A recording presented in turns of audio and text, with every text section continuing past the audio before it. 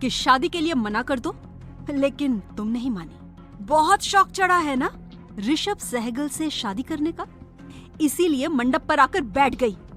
लेकिन अब शादी तो हो गई है, अब तुम बहुत पछताओगी, क्योंकि अब तुम ऋषभ सहगल का वो रूप देखोगी जिससे पूरी मुंबई कांपती है। उस शख्स ने मानवी के हाथ को पीछे मोड़ते हुए उसकी पीठ से लगा दिया था। मानवी दर्द से तड़प उठी। अभी तो मानवी ने ठीक से अपने हस्बैंड का चेहरा भी नहीं देखा था, और ये बर्ताव, ये शख्स और कोई नहीं बल्कि ऋषभ था।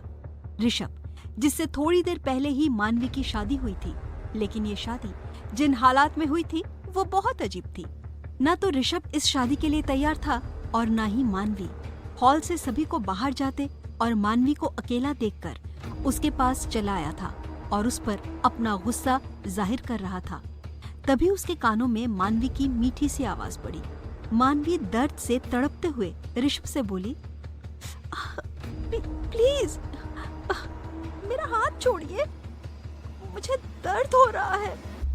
एक पल के लिए ऋषभ उसकी आवाज में खो गया, लेकिन फिर अपना सिर झटककर मानवी को एकदम से पलटते हुए दीवार की तरफ से धकेल दिया और उसे अपने आप से सटा लिया और उसके दोनों हाथों को उसकी पीठ से लगाकर अपने एक हाथ में पकड़ लिया और दूसरे हाथ से मानवी का सिर पीछे से पकड़कर उसका चेहरा ऊपर उठा लिया।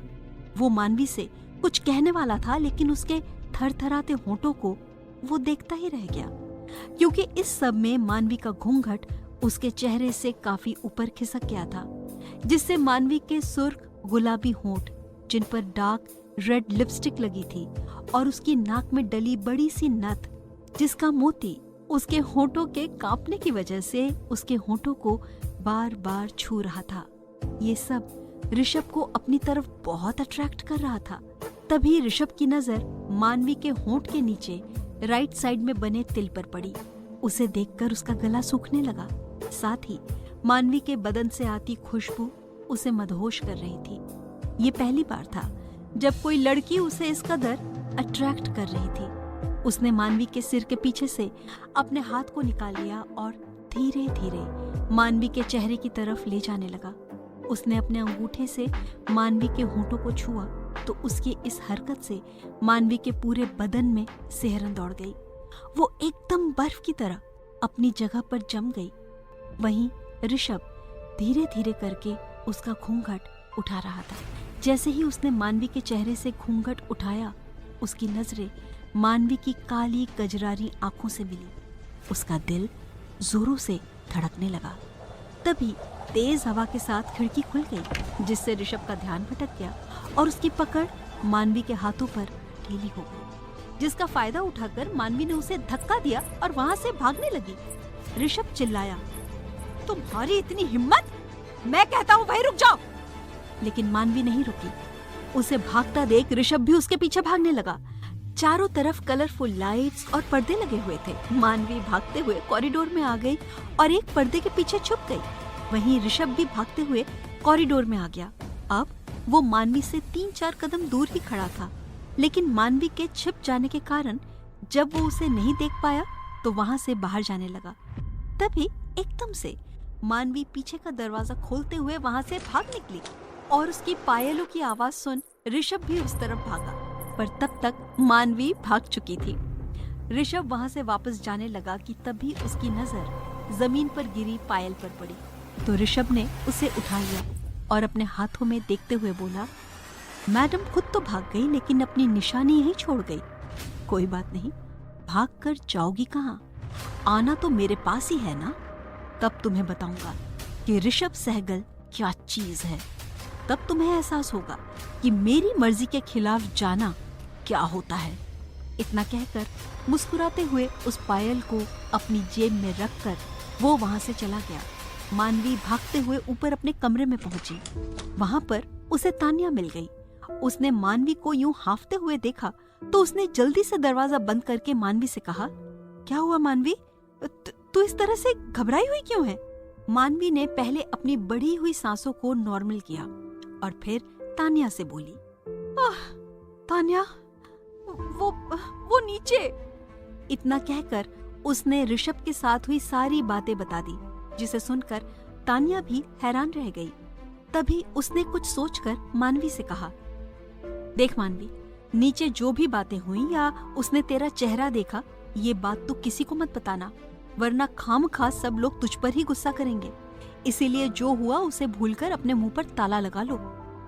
मानवी ने फिर पूछा, लेकिन तान्या, ये शादी, मेरी शादी हुई है उनसे, आज नहीं तो कल मुझे उनके पास जाना ही पड़ेगा ना। फिर क्या होगा तान्या? मुझे बहुत डर लग रहा है। मैंने मजबूरी में ये शादी की है यार, और तुझे पता है ना कि वो भी ये शादी नहीं करना चाहते थे। फिर ये सब मुझे कुछ समझ में नहीं आ रहा है कि मैं क्या करूं। तान्या ने थोड़ी सख्ती से कहा, ओफो, इस शादी का कोई मतलब नहीं है मानवी। तू बस ये सोच, तूने थोड़ी देर के लिए किसी की मदद कर दी है, बस। अब तेरा इस सब से कोई लेना देना नहीं है। मैं तो कहती हूँ कि तू अभी यहाँ से निकल, मैं भी तेरे साथ चलती हूँ। मैंने सुनैना काकी से वादा किया था कि तुझे सही सलामत उनके पास पहुँचाऊंगी। मानवी कुछ कहती उससे पहले उसकी नजर आईने में दिख रहे अपने अक्स पर पड़ी। मानवी घबरा उठी, लेकिन तान्या, ये सिंदूर, ये मंगलसूत्र, ये सब असली है। हमने अग्नि को साक्षी मानकर 7 फेरे लिए हैं। कहते कहते मानवी रो पड़ी। उसकी मांग में भरा हुआ सिंदूर, गले में पहना हुआ मंगलसूत्र, जो चीख चीख कर गवाही दे रहा था कि अब वो किसी की पत्नी है, लेकिन सिर्फ नाम के लिए। मानवी अब अपने आप को कमजोर महसूस कर रही थी। नहीं तान्या, मैं इस तरह नहीं भाग सकती। अब मैं किसी की पत्नी हूँ। मानवी के पैर जम से गए थे, लेकिन तभी तान्या चिल्ला पड़ी, ऋषभ इंसान नहीं शैतान है मानवी। तू उस शैतान के साथ रहना चाहती है, और क्या बोलेगी उसे जाकर कि तूने धोखे से उसके साथ शादी कर ली और वो तुझे छोड़ देगा। मानवी कांप उठी। उसे समझ नहीं आ रहा था कि क्या फैसला करे। मानवी बुरी तरह उलझन में थी। तभी तान्या ने उसके कंधे पकड़कर उसे झटका। अरे ओ पागल, अब क्या ओवरथिंक कर रही है? अनुष्का दीदी वापस आ गई है, सब ठीक है, रिलैक्स। तान्या जल्दी जल्दी उसका सामान बैग में डालने लगी। मानवी चुप थी, लेकिन भीतर बहुत कुछ चल रहा था। उसने खुद को सख्त करते हुए मन ही मन कहा, कमजोर नहीं पड़ना है, तू अनाथ है, तेरी कोई पहचान नहीं। ये शादी, ये रिश्ता सब झूठ है। तू बस किसी और की जगह पे थी, इन सब पर तेरा कोई हक नहीं। उसने तुरंत फैसला किया, मंगलसूत्र उतार दिया, शादी का जोड़ा बदलकर कैजुअल कपड़े पहन लिए और मांग का सिंदूर साफ कर दिया। आईने में अब वही पुरानी मानवी खड़ी थी। तान्या ने संतोष के साथ कहा, गुड, अब सही लग रही है, मैं यहाँ सब संभाल लूंगी, तू बस निकल। मानवी ने हल्का सा सिर हिलाया और बिना पीछे देखे तेजी से बाहर की तरफ भाग पड़ी। दिल जोर से धड़क रहा था, कदम बेकाबू थे। अचानक वो किसी से टकरा गई। उसका संतुलन बिगड़ा, लेकिन सामने खड़े शख्स ने उसे गिरने से पहले ही थाम लिया। मानवी ने घबराकर नजर उठाई, सामने ऋषभ था। उसकी उंगलियों की पकड़ मजबूत थी, पर उसकी नजरें मानवी के चेहरे तक पहुंच ही नहीं पाई। वो किसी और तरफ देख रहा था। एक पल में उसने मानवी को सीधा किया और बिना उसे देखे आगे बढ़ गया। मानवी वहीं ठहर गई। उसकी सांसें तेज थी। जिस इंसान से वो भाग रही थी, किस्मत ने उसी से उसे टकरा दिया। उससे टकराई, उसका संतुलन बिगड़ा, लेकिन सामने खड़े शख्स ने उसे गिरने से पहले ही थाम लिया। सॉरी, मैं देख नहीं पाई, मानवी ने घबरा कर कहा। उसने धीरे से नजर उठाई और सामने देखते ही उसका दिल जैसे थम गया। वो ऋषभ था, वही ऋषभ जिससे वो भाग रही थी। एक पल के लिए सब कुछ थम गया। ऋषभ की नजरें उसकी तरफ उठने ही वाली थी। बस एक पल और सच उसके सामने होता। तभी पीछे से किसी ने आवाज लगाई, ऋषभ, दुल्हन के कुछ रिचुअल्स बाकी हैं, आपको अंदर बुला रहे हैं। ऋषभ का ध्यान तुरंत उस तरफ चला गया। उसने हल्का सा सिर घुमाया और सामने देखा। थोड़ी दूरी पर घूंघट में खड़ी दुल्हन नजर आई। उसके चेहरे पर हल्की सी मुस्कान आ गई। उसने बिना एक पल रुके मानवी को सीधा किया। संभल कर, उसने धीमे से कहा। उसकी नजरें अब भी मानवी के चेहरे तक नहीं पहुंची थी और अगले ही पल वो मुड़कर अंदर चला गया। उस दुल्हन की तरफ जिसे वो अपनी पत्नी समझ रहा था। मानवी वहीं जड़ हो गई। उसकी सांसें तेज थी, दिल बेकाबू होकर धड़क रहा था। अभी अभी सच उसके इतने करीब आया था, लेकिन फिर भी उससे दूर रह गया। उसने खुद को संभाला और बिना पीछे देखे वहां से बाहर निकल गई। 23 साल की मानवी अपनी सहेली तानिया के साथ उसके मामा की बेटी अनुष्का की शादी में आई थी। इन वक्त पर अनुष्का गायब हो गई और घर में हड़कंप मच गया। तानिया के मामा ने अपनी पगड़ी उतारकर मानवी के पैरों में रख दी। हालात ऐसे बने कि मानवी को दुल्हन बनकर मंडप में बैठना ही पड़ा। लेकिन अब अनुष्का वापस आ चुकी थी, इसलिए मानवी का वहां रुकना नामुमकिन था। अगले दिन सुबह अनुष्का की विदाई हो गई। ऋषभ को जरा भी अंदाजा नहीं था कि जिस लड़की के साथ उसने फेरे लिए वो असल में कोई और थी। विदाई के बाद जब अनुष्का ऋषभ के मेंशन पहुंची तो जानवी जी ने उसकी आरती उतारी और उसका गृह प्रवेश कराया। शादी की भाग दौड़ से सब थक चुके थे। ऊपर से ऋषभ ने साफ मना कर दिया था कि अभी कोई भी दुल्हन से ज्यादा बातचीत या पहचान की रस्में ना करे। कोई उसकी बात टाल नहीं सकता था। उसका गुस्सा सब जानते थे। वो सिर्फ अपने दादाजी की बात मानता था और उन्हीं की जिद पर ये शादी हुई थी। जानवी जी ने अनुष्का को ऋषभ के कमरे में भेज दिया और खुद सबको आराम करने के लिए कह दिया। ऋषभ अपने कमरे में आया तो अनुष्का उसकी तरफ पीठ करके अपने कपड़े निकाल रही थी। ऋषभ डेविल स्माइल के साथ अनुष्का की तरफ आने लगा और पीछे से उसके एकदम पास आकर बोला, तो अब कहाँ बचकर जाओगी? वहां तो भाग गई थी, लेकिन ये मेरा रूम है। यहाँ से मेरी मर्जी के बिना ना कोई बाहर नहीं जा सकता और ना ही कोई अंदर आ सकता है। अब बोलो, तुम्हारे साथ क्या किया जाए? क्योंकि मेरे मना करने के बावजूद तुमने मुझसे शादी की। मैंने कहा था तुमसे, मैं तुम्हारे पापा की कंपनी को बचा लूंगा, फिर भी तुम नहीं मानी। उसकी बात सुनकर अनुष्का पीछे की तरफ पलटी तो ऋषभ उसे देखकर हैरान रह गया और एकदम से पीछे हटते हुए कहा, तुम कौन हो और अनुष्का कहाँ है? अनुष्का उसके पास आते हुए बोली, अनुष्का मैं ही हूँ, नवीन शर्मा की बेटी। आप कैसी बातें कर रहे हैं? ऋषभ ने गुस्सा करते हुए कहा, झूठ मत बोलो। मेरी शादी किसी और से हुई थी और मैंने उसका चेहरा देखा था। तुम अनुष्का कैसे हो सकती हो? उसकी माँ खुद उसे लेकर मंडप तक आई थी। अगर तुम अनुष्का होती तो तुम्हारी माँ किसी और लड़की से मेरी शादी क्यों कराती?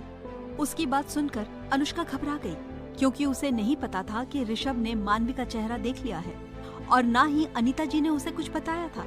अनुष्का ऋषभ के सामने मासूम बनते हुए बोली, तो मैं और क्या करती? आपने मुझसे शादी करने को मना किया था ना, और मेरे फैमिली वाले मान नहीं रहे थे। मुझे आप दोनों की बात का मान रखना था, इसीलिए मैंने उस लड़की को पैसे देकर अपनी जगह शादी के मंडप में बिठा दिया, जिससे मेरी शादी आपसे ना हो और आप मुझ पर गुस्सा ना करें, साथ ही मेरे पापा की कंपनी भी बच जाए। उसकी बात सुनकर ऋषभ को बहुत गुस्सा आया और उसने गुस्से में अनुष्का से कहा, क्या मतलब कि तुमने किसी और को बिठा दिया? तुम पागल हो क्या? ऐसे ही किसी लड़की को अपनी जगह शादी के मंडप पर बिठा दिया और मेरी उससे शादी करा दी? कल को अगर वो लड़की मुझ पर उससे शादी करने के बाद धोखाधड़ी करने का इल्जाम लगाए तो मैं क्या करूंगा? उस लड़की का नाम क्या है मुझे बताओ, मैं अभी उसे यहाँ लेकर आऊंगा। उसकी बात सुनकर अनुष्का घबरा गई और उसने एक और झूठ बोल दिया, नहीं प्लीज, सबके सामने आपकी शादी मुझसे हुई है, इसलिए ऐसा मत कीजिए। और मुझे नहीं पता उस लड़की का नाम पता क्या है, मुझे नहीं पता वो कहाँ से आई थी, बस उसे पैसों की जरूरत थी तो मैंने उसके सामने ये शर्त रख दी। अगर मेरे परिवार वालों को पता चला कि मैंने ऐसा कुछ किया है तो वो लोग तो मुझे मार ही डालेंगे। ऋषभ ने गुस्से में कहा, तो मैं क्या करूं? वो लोग तुम्हारे साथ कुछ भी करे, आई डोंट केयर। तुम्हें तो लड़की के बारे में भी कुछ नहीं पता। ओह माय गॉड, अब मैं क्या करूंगा? इतना कहकर उसने परेशानी में अपने सिर पर हाथ रख लिया तो अनुष्का उसे समझाते हुए बोली, मेरे पास एक रास्ता है। ऋषभ उसकी तरफ देखने लगा तो अनुष्का फिर से बोली, देखिए, दुनिया की नजरों में मैं आपकी बीवी हूँ, किसी को नहीं पता कि आपकी शादी किसी और लड़की से हुई थी, इसलिए उससे फर्क नहीं पड़ता और वो लड़की भी यहाँ कभी नहीं आएगी। रही मेरी बात, तो आप कौन से इस शादी को हमेशा के लिए रखना चाहते हैं? जब तक आप इस शादी में रहना चाहते हैं मेरे साथ रहिए, जिससे आपकी और मेरी दोनों की प्रॉब्लम सॉल्व हो जाए। इस तरह से आप भी खुश और मैं भी खुश। ऋषभ अनुष्का की बात सुन तो रहा था, लेकिन उसके दिमाग से मानवी का चेहरा उतर नहीं रहा था। अनजाने ही उसका हाथ अपनी जेब की तरफ चला गया, जिसमें मानवी की पायल रखी थी। अचानक ऋषभ दांत पीसते हुए बड़बड़ाया, तुम्हें तो मैं ढूंढ कर ही रहूंगा लड़की। चंद रुपयों के लिए तुमने शादी को मजाक बना दिया, लेकिन मेरा नाम भी ऋषभ सहगल है। तुम्हें ये हरकत बहुत भारी पड़ने वाली है। से ऋषभ के सामने कुछ और ही बनाकर पेश कर दिया था और ऋषभ के सर पर जैसे कोई पागलपन सवार हो चुका था। उसने अपने एक खास आदमी को मानवी का पता लगाने को कह दिया था। 2 दिन बीत चुके थे और अब तक ऋषभ को मानवी का कोई सुराग नहीं मिला था। अगर उसके पास कुछ था तो वही पायल। उधर मानवी वापस अपनी दुनिया में लौट गई थी। दिल उसका भी बेचैन था, लेकिन उसने सोच लिया था, जो भी हुआ मानवी, उसे एक बुरा सपना समझकर भूल जा और अपनी जिंदगी में आगे बढ़। वैसे भी अब जल्द ही तुझे एक नौकरी ढूंढनी होगी, तो इस शादी के बारे में सोचने की बजाय नौकरी के बारे में सोच। 23 साल की मानवी एक अनाथ आश्रम में रहती थी।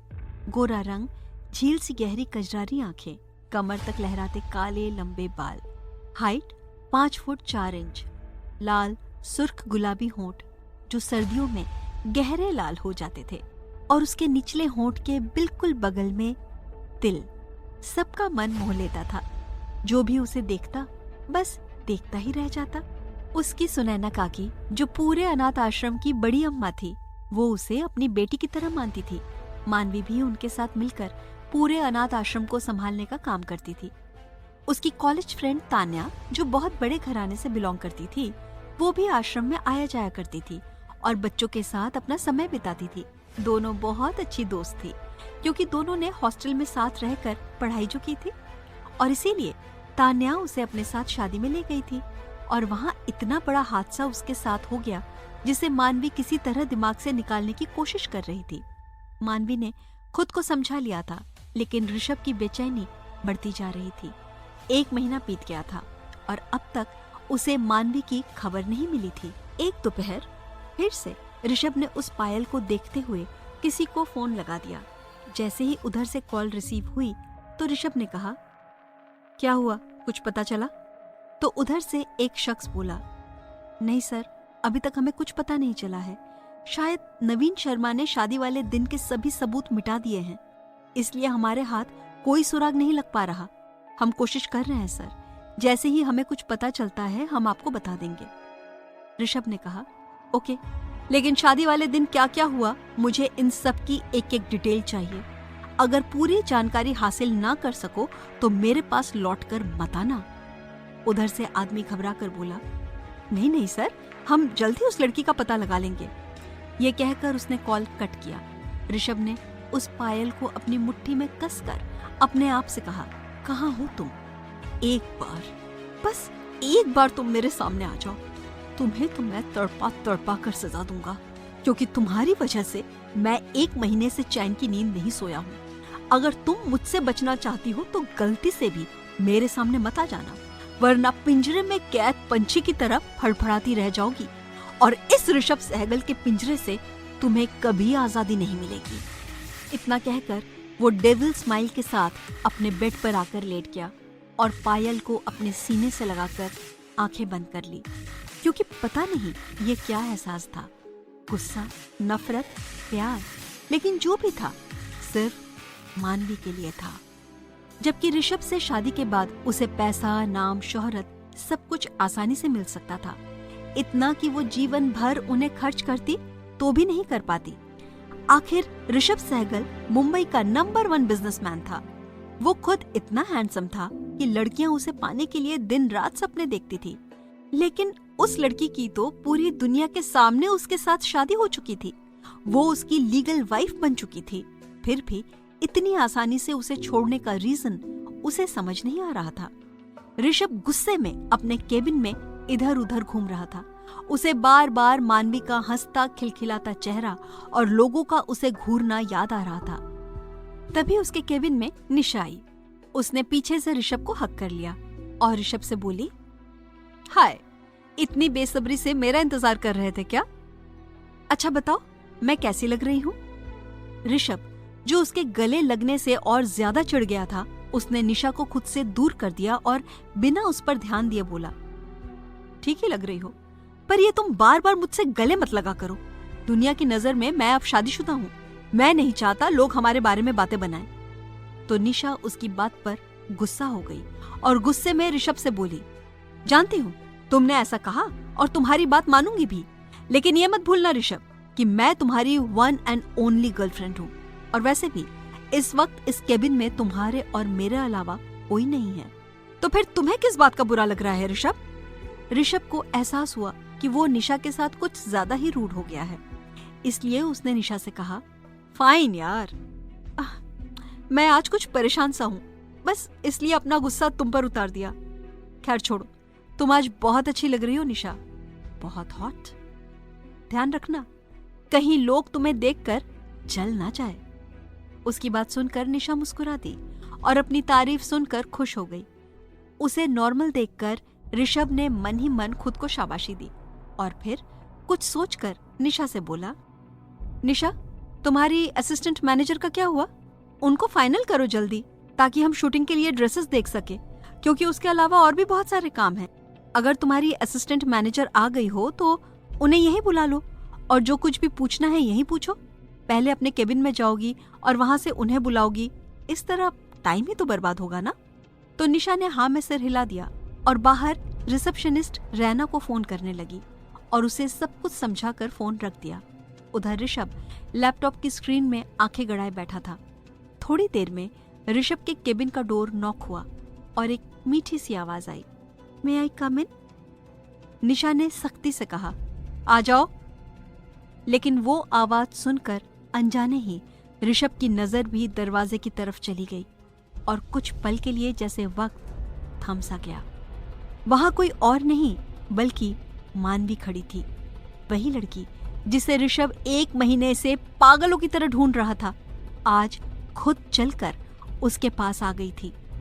ऋषभ के होंठों पर अनजाने ही एक कड़वी सी स्माइल आ गई, तो तुम आ ही गई मेरे सामने, हाँ? लेकिन अगले ही पल मानवी ने जो कहा उसे सुनकर ऋषभ जैसे आसमान से गिरा। वो उसकी बात सुनकर बुरी तरह से हैरान रह गया था।